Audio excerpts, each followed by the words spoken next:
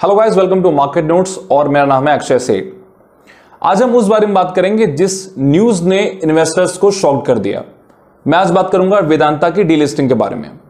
आज मेरे पास 4 क्वेश्चंस हैं और उसके आंसर्स हैं। पहला क्वेश्चन कि ये डीलिस्टिंग क्यों हो रही है। दूसरा क्वेश्चन, इसका प्रोसेस क्या है।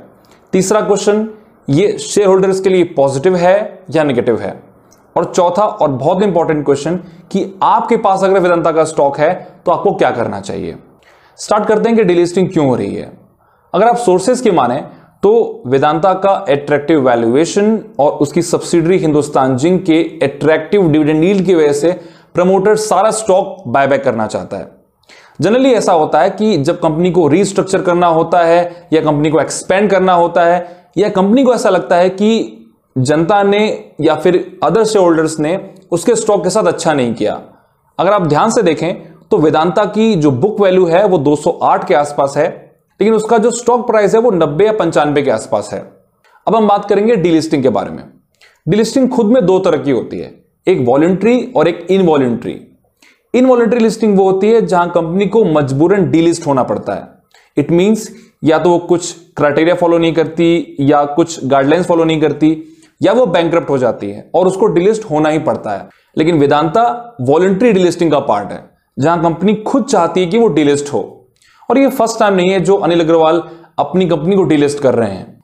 2018 में उन्होंने वेदांता रिसोर्सेज, जो कि वेदांता कंपनी की पेरेंट कंपनी है, उसको लंदन स्टॉक एक्सचेंज से डिलिस्ट किया था। अब दूसरी बात, इसका प्रोसेस क्या है। आप ये सोच रहे होंगे कि जो कंपनी का आईपीओ आता है तो आईपीओ में कंपनी खुद आपको बोलती है कि आप मुझे इस प्राइस पे बाय कर सकते हैं और आपका मार्केट लॉट ये होगा। लेकिन जो कंपनी आपको बाय बाय बोल रही है तो वो खुद से प्राइस आपको नहीं बता सकती, वो प्राइस आप डिसाइड करेंगे। और ऐसा ही होता है। इस प्रोसेस को कहते हैं रिवर्स बुक बिल्डिंग प्रोसेस।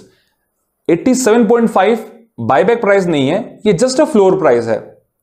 अभी ये इंडिकेटिव प्राइस में कन्वर्ट होगा और आपको पता चलेगा कि कंपनी किस प्राइस पे डीलिस्ट हो रही है।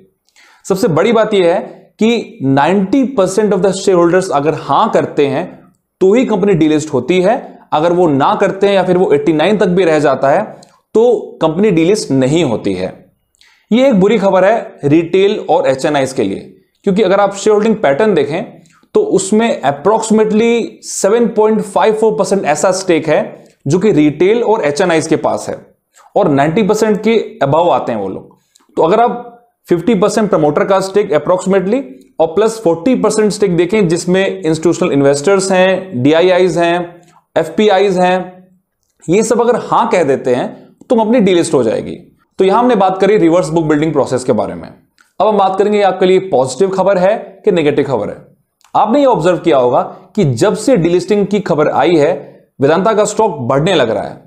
लोग कंफ्यूज हैं कि कंपनी डीलिस्ट हो रही है, स्टॉक का दाम बढ़ क्यों रहा है, क्योंकि वो हिस्ट्री जानते हैं। अगर आप हिस्ट्री देखें तो जो 2018 में डीलिस्टिंग प्रोसेस हुआ था वो फ्लोर प्राइस से 27% प्रीमियम पे हुआ था। मतलब कि अगर फ्लोर प्राइस 100 डिसाइड किया गया था तो उसका जो इंडिकेटिव प्राइस था, जो फाइनल प्राइस डिसाइड हुआ था बायबैक के लिए, वो अप्रोक्सीमेटली 127 रुपए था। मतलब फ्लोर प्राइस से 27% अबव।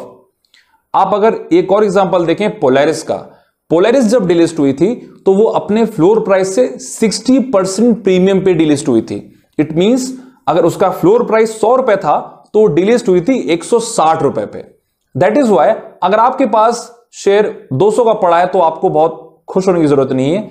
लेकिन अगर आपके पास स्टॉक पड़ा है 90 रुपए का या 100 रुपए का तो आपको वेट करना चाहिए कि डीलिस्टिंग किस प्राइस पे होती है। अगर डीलिस्टिंग की प्राइस आपके बाय प्राइस से ऊपर है तो आपको खुश होना चाहिए।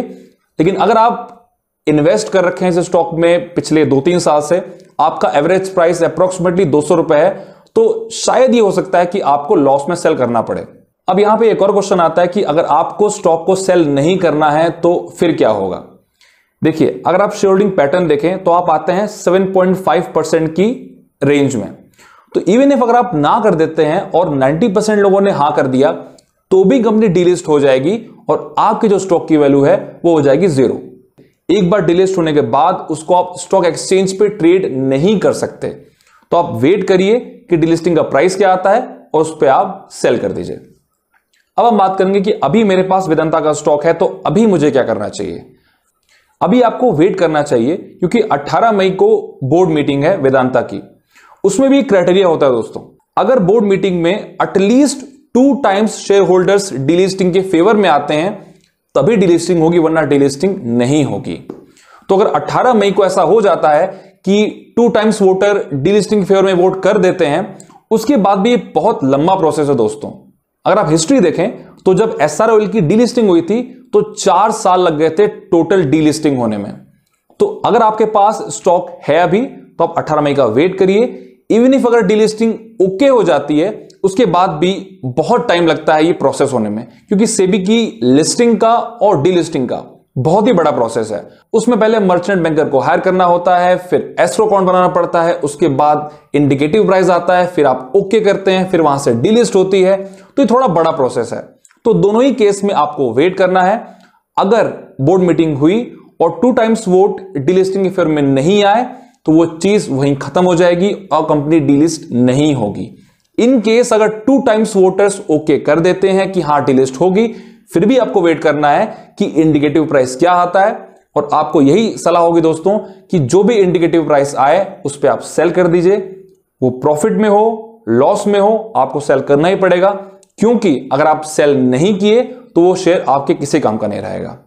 मैं आशा करता हूं कि ये वीडियो आपको इंफॉर्मेटिव लगा होगा, और चूंकि मेरा पहला वीडियो है तो आप इस वीडियो को लाइक कर सकते हैं, मार्केट नोट्स को सब्सक्राइब कर सकते हैं। और एक बात और, जो भी मैंने अभी समझाया है उसकी डिटेल्ड एनालिसिस मैंने इस डिस्क्रिप्शन में दे दिया है, आप उस पर क्लिक कर सकते हैं और उसको पूरा पढ़ सकते हैं इन फॉर्म ऑफ टेक्स्ट।